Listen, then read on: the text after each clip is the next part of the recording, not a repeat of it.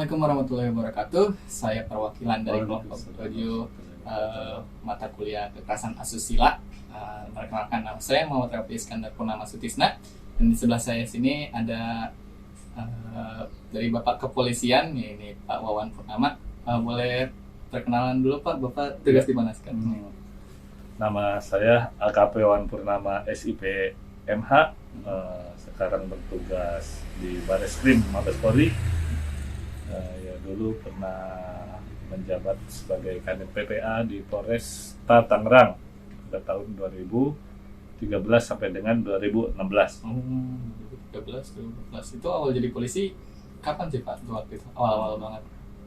Awal jadi polisi itu tahun 1993. 1993, dan sekarang udah 2022, sekitar udah 20 tahunan lebih ya, 25 tahun ini. Udah 29 tahun. Nah, benar, betul kan. 29 tahun. Waktu itu di mana Pak lokasinya? Pas jadi di Polres Kota Tangerang yang ada di kantor Polresnya di Tiga Raksa. Oke deh. Nah, sekarang Pak, pertama nih pas masih di unit PPA nih, jenis kasus yang sering masuk laporan tentang perempuan dan anak tuh jenis kasus apa sih Pak biasanya? Jadi kasus perempuan dan anak berarti ini dua hal yang berbeda. Ada kasus terhadap anak-anak, yaitu korbannya anak-anak, di mana korbannya itu yang namanya kategori anak-anak sesuai diatur Undang-Undang Perlindungan Anak itu adalah yang berumur di bawah belum sampai 18 tahun, itu kategori anak-anak. Terus kemudian yang satu lagi adalah kasus KDRT, kekerasan terhadap perempuan, bahasan yang sering yang trendingnya.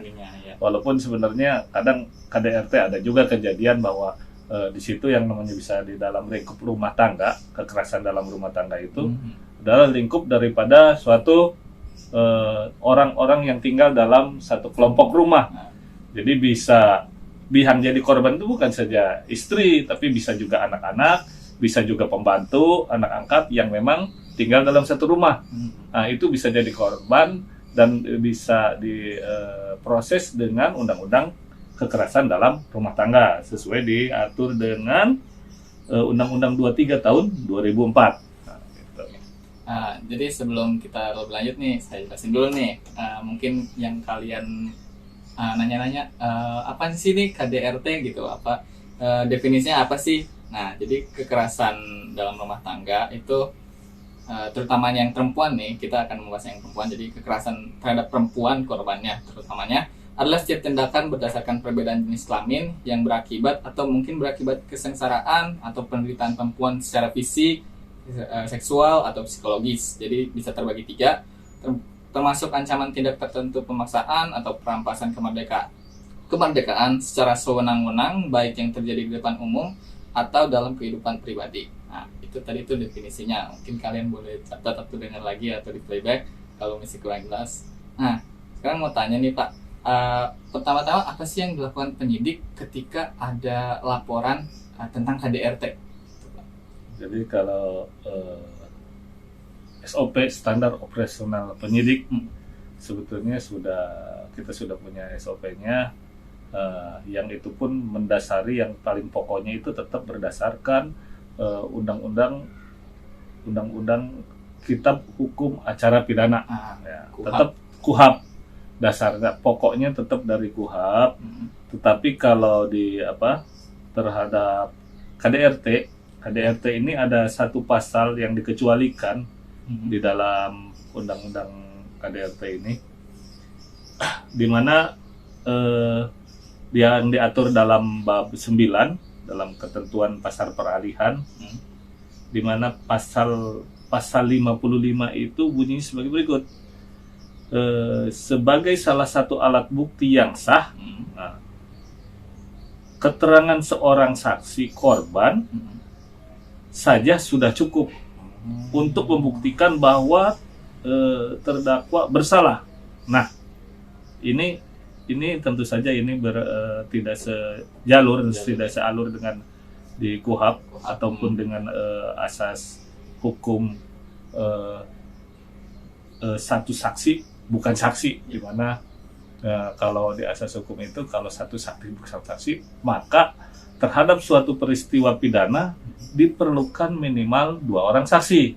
Tetapi dalam kasus KDRT ini adalah pengecualian dengan adanya lex specialis undang-undang KDRT ini, undang-undang 23 2004 ini, maka jadi cukup dengan hasil visum ketika ada korban kekerasan dalam rumah tangga atau terhadap perempuan,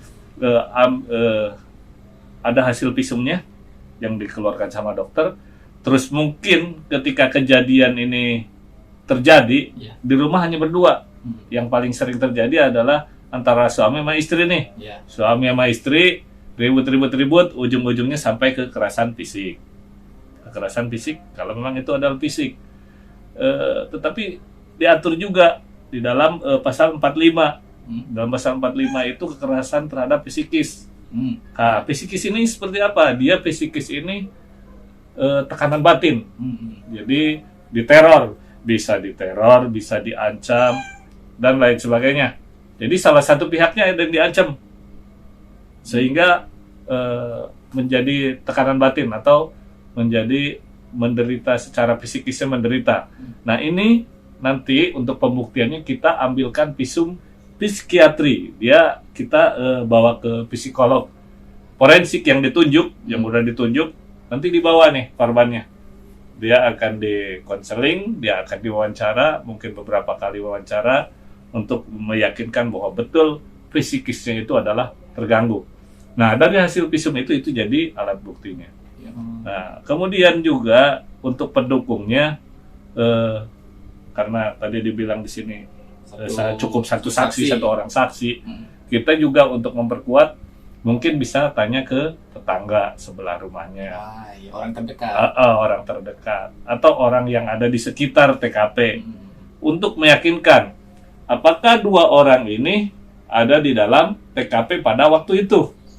Mungkin peristiwa, kalaulah misalkan terjadi pemukulan atau terjadi kekerasan fisik ataupun psikis, mungkin orang itu tidak melihat, tidak menyaksikan orang yang di luar rumah.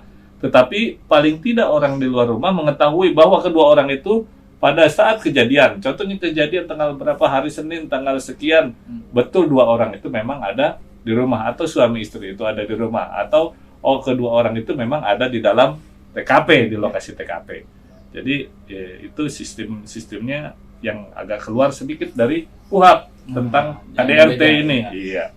Jadi kalau kita klasifikasikan lagi sebetulnya 3 macam. KDRT itu. Pertama kekerasan fisik, yang kedua psikis, yang ketiga kekerasan seksual. Ada 3 macam ini. Gitu. Itu diatur di dalam pasal 44, 45, 46. Yang kemudian ke 47, 48 di sini masalah suami istri yang diatur. Jadi suami istri juga di situ ada satu kecualian juga terhadap suami istri ini, terutama masalah penahanan. Bahwa diatur sesuai aturan yang ada, masalah penahanan itu untuk ancaman hukuman yang 5 tahun ke atas atau lebih, atau pasal pengecualian. Pasal pengecualian itu seperti penipuan atau penggelapan. Ancaman hukumannya itu cuma 4 tahun, tetapi dia bisa ditahan. Nah, itu pasal pengecualian. Nah, ini juga ada di KDRT ini. Kalau ketika terjadi kekerasan antara suami ataupun istri, maupun istrinya yang korban ataupun suaminya yang korban, ketika kekerasan itu tidak menimbulkan gangguan dalam beraktivitas sehari-hari, maka dia ancaman hukumannya hanya 4 bulan. Tapi walaupun ancaman hukuman 4 bulan, dia bisa ditahan, di penjara. Bisa ditahan. Jadi maksudnya bukan di penjara, tetapi ditahan. Ditahan ini dalam proses penyidikan ataupun nanti proses penuntutan di penuntut umum. Jadi makanya kita pun nanti ketika kalau penyidik kerjain kasus KDR seperti ini harus diprioritaskan. Kenapa? Karena waktunya yang sangat singkat, jadi sehingga proses ini bisa berjalan lebih cepat. Nah, intinya seperti itu. Oke.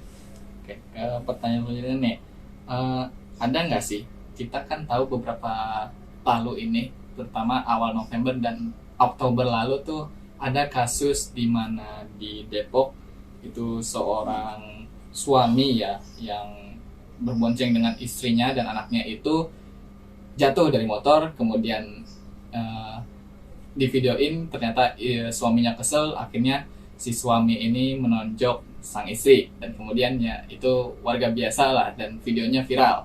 Ada lagi kasus ya Lesti Kejora, pasti tahu lah teman-teman ya, yang udah viral ini, artis di Indonesia itu katanya mengalami KDRT, bikin laporan yang akhirnya diakhiri atau ditutup akhirnya dengan restoratif justice bilangnya.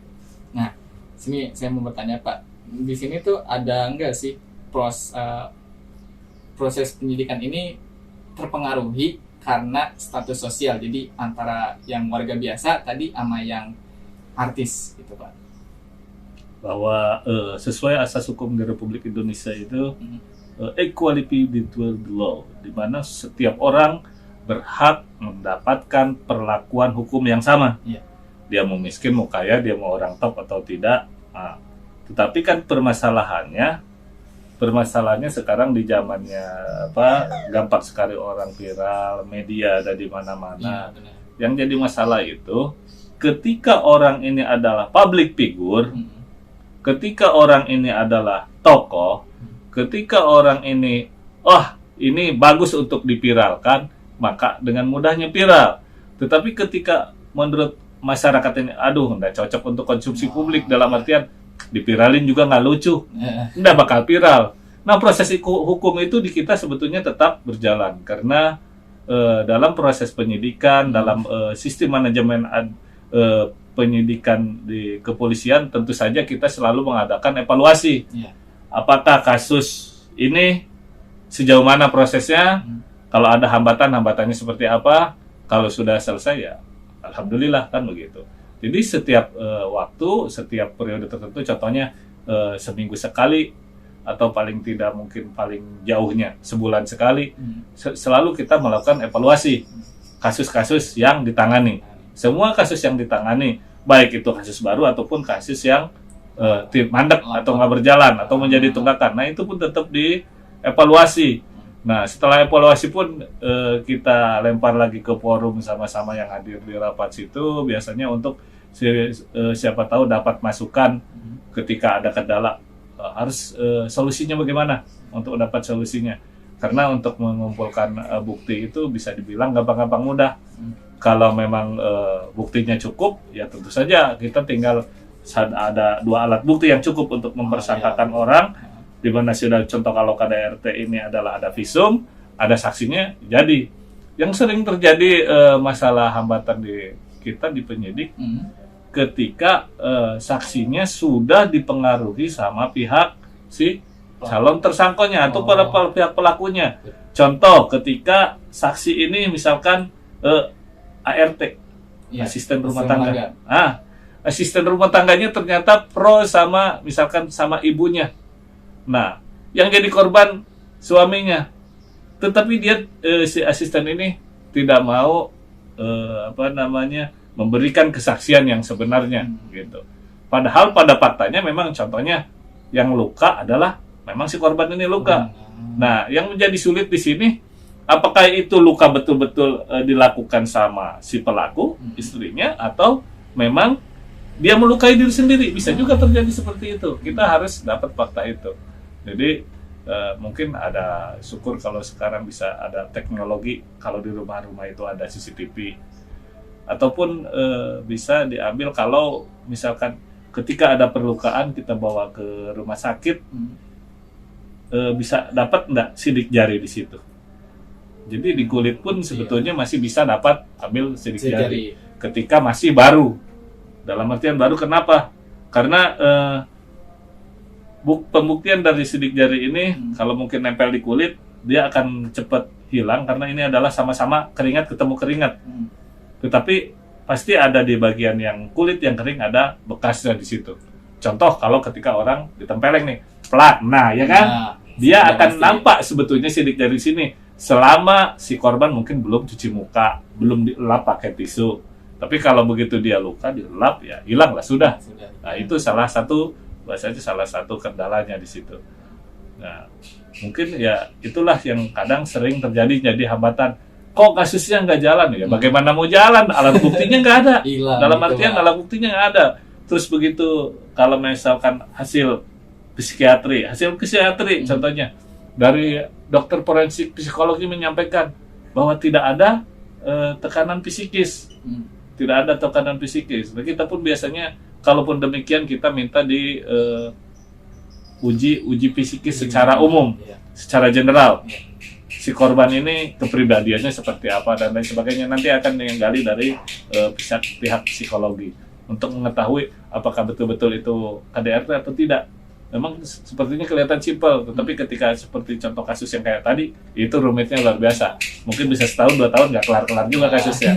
Tapi kalau visumnya ada, saksinya ada, nah, itu 1 minggu 2 minggu selesai kasusnya. Ya, teman-teman, jadi itu aja lah. Gimana sih kalian kalau misalnya heran-heran gitu kan penyelidikan polisi gitu terhadap KDRT. Nah, jadi sekian lah dari kelompok kelompok kami. Saya perwakilan dari kelompok 7 mata kuliah Perkuliahan Mahasiswa. Assalamualaikum warahmatullahi wabarakatuh. Waalaikumsalam warahmatullahi wabarakatuh.